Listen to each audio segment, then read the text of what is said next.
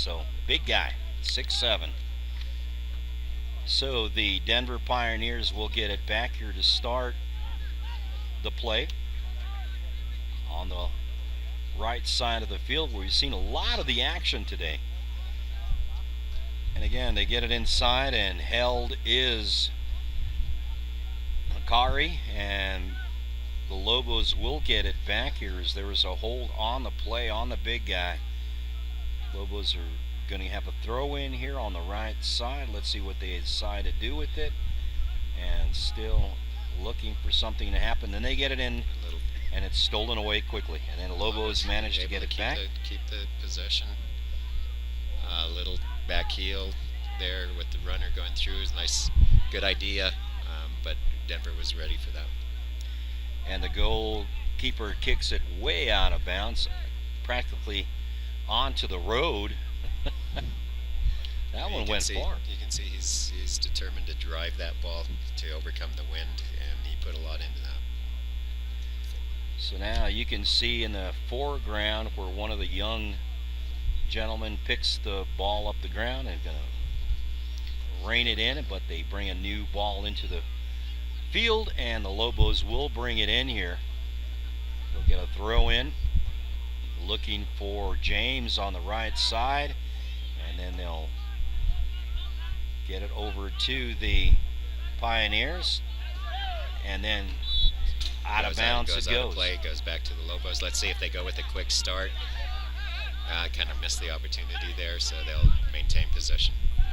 So Lobos back it all the way outside and go to the right side again, where they've had more. Good switch of attack there. We haven't seen too much of that today, given the wind makes it a challenge for them to be able to distribute the ball accurately wide like that. So I think that's kind of hampered that, but it's an important way and a good way to move the defense. So we might see a little bit more of that now in the second half with the wind at their back.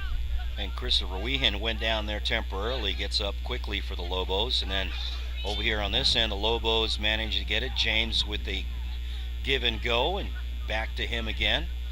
And then they go up to the right side one more time. Riley McGovern with it, and Lobos he tries doing a really good job of creating some width there. The width stretches the defense to have to cover from sideline to sideline. That creates some gaps in the middle that you can use, hopefully in front of the goal, and get an open look at the goal for a shot. So this time the Lobos looking like they're going to get a corner kick here. That's right, corner kick off of the defense playing it over the end line. This will be a left-footed kicker. The ball should swing in, but the wind's right in his face. And this see it held up.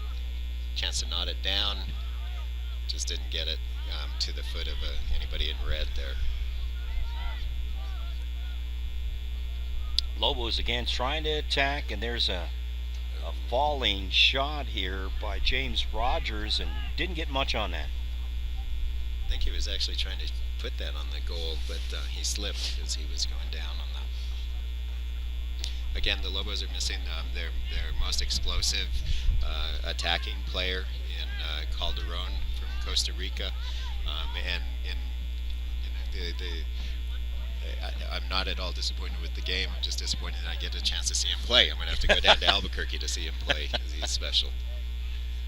And apparently got hurt at one of the practices, and Coach Fishmine decided not to play him for that fact.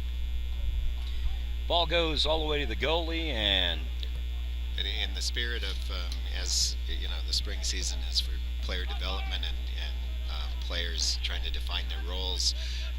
An injury to a star player like that creates an opportunity for somebody else to step up and see who's going to deliver. So far, I think James Rogers, although I wouldn't say that he's anybody who has to establish himself, has seemed to embrace that role. Him and Ben McHenry have really taken it upon themselves to create much of the attack, and there's two really good options, other options then for the Lobos going into the fall season. And we look for them to try to get a score here in this game to see if they can put the Lobos ahead. Still no score in this game.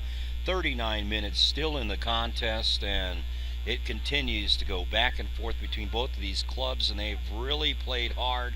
The intensity is beginning to pick up just a little bit here, as the ball will go out of bounds and stays here with the Lobos apparently, or is this going to go back? No, back to Denver. Yeah. And you can see them playing with the wind kind of in their face. They're more likely to play the ball in high to their target player.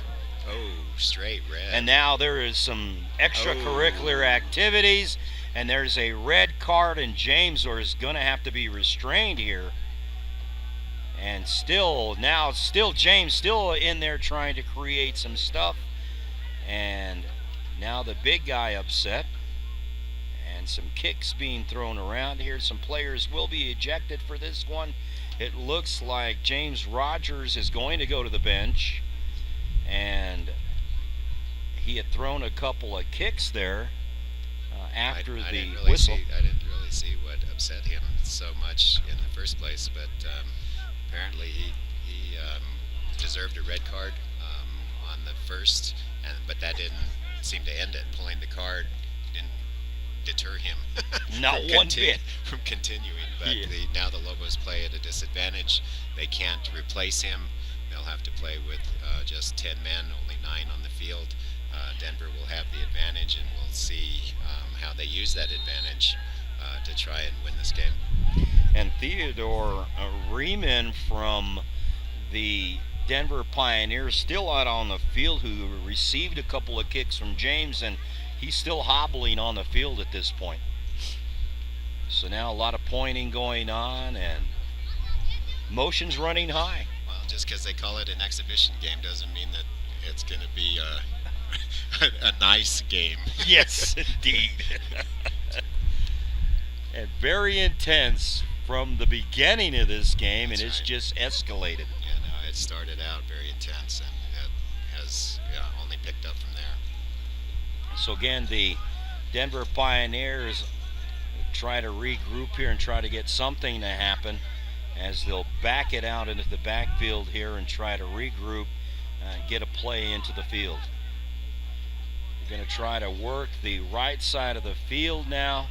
And now into the center of the field is Denver. They almost had a nice pass on the interior. Good job. Nice defense by the Lobos. Now the Lobos are a bit of a disadvantage. With only one player that can play up front to try and break the defense down. That means that the midfield players have to play a lot harder and come up and support the attack, and be ready to get back on defense. And again, physical play continues. Theodore Riemann again involved in another altercation there, as they all go up for it, and he's still kind of limping out on the field. And the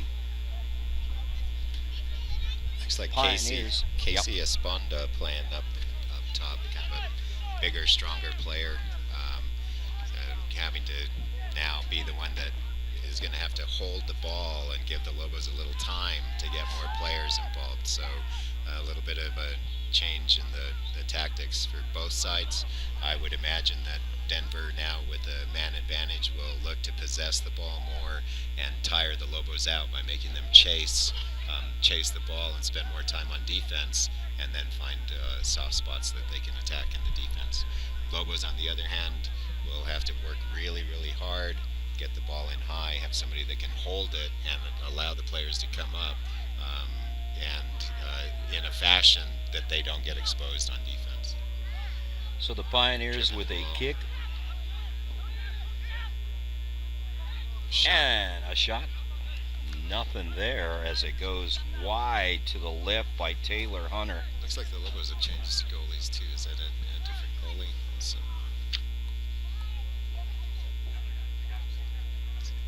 Michael Lish, transfer from Wake Forest. Whoa. He was their starting goalkeeper for the past 2 years too, so he comes. As a matter of fact, I believe he graduated early at Wake Forest, still had a year of eligibility, and is going to graduate school at UNM. Wanted to continue to play. Quite a pickup for the Lobos. Indeed. One good, solid season from him, and it could change things for the Lobos. And then good job holding the ball there. This is the way that you want to play when you're a man down. Strong on the ball, don't give it up when they can counter you, because you have to push an extra player up to be even. So you don't want to turn it over easily. Oh, good skill with the feet there by the big player. and then all the way back to the goalkeeper, and he'll try to clear this thing out for the Lobos. And This goalkeeper being from Wake Forest, that means that he's faced Virginia, he's faced North Carolina, quality programs, so comes in with a ton of experience, can't help but be a good thing for the Lobos. Then the ball out of bounds off the header over to the Pioneers. And the Lobos still one man down. As James Rogers, with a little bit of extracurricular activities, got him a red card and sent him to the bench. So the Pioneers trying to work the right side of the field, and the Lobos having nothing to do with that, trying to keep them from crossing over, and the Pioneers still trying to work this right side of the field. Excuse me, I had said that number 27 for the Lobos was, I had given him the wrong name. It's actually James Wypich, from one of the foreign players from New Zealand. He's physically stronger, bigger than the players that we played up front, so a whole different approach to the front of the attack right here. And he's the one that will have to fill in for the red carded James Rogers, who would have to go out just recently. So Lobos still trying to control the ball in the backfield here, trying to move it up with some patience, and then they kick it out of bounds and they go over to the Denver Pioneers. I don't really know how it'll play out, but I can't imagine that explosion of emotion will sit well with Coach Fishbein. He really demands a lot in terms of discipline from his players. The result being a number of players over the years continually with academic success, 3.3 grade point average as a team last year. That's not part of the Lobo way, and I'm sure it won't sit well with Coach. Definitely not. So at this point, again, the goalkeeper for the Lobos, with that Wake Forest experience, getting it in here for the Lobos as they try to get something upfield. Denver quickly steals it away. Nice footwork here, and stolen away again. Very aware there. Michael Kafari taking his place up, some time up front. The front runner in this kind of situation he works really hard. He's working by himself against four guys, so he's got to run. Yeah. I imagine they'll be switching them out, the two of them, to be able to maintain some pressure up front. So again, the Lobos trying to maintain the possession here as long as they can. Still no score as of yet. 31 minutes still left in the game. Second half of play, no score. And here's a pass way deep, a little bit short. The wind really held that up. Pioneers with a big kick down the sideline, and it goes all the way up to the opposite side of the field, and will go out of bounds. And the Lobos will get it back here. It kind of plays to the Lobos' advantage if Denver plays those longer balls like that. You don't have to work as hard on defense. As I said earlier, the usual approach is to possess and make the short-handed team chase, and the quick turnovers like that kind of help the Lobos' cause.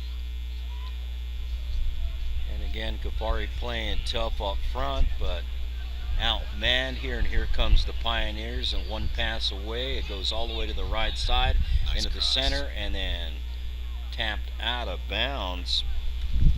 The Lobos were in really good shape there. The two central defenders maintaining a really good position right in front of the goalkeeper, cutting out any of those crosses so nobody can get on them for a shot. And that will go out of bounds. Lobos will get it back.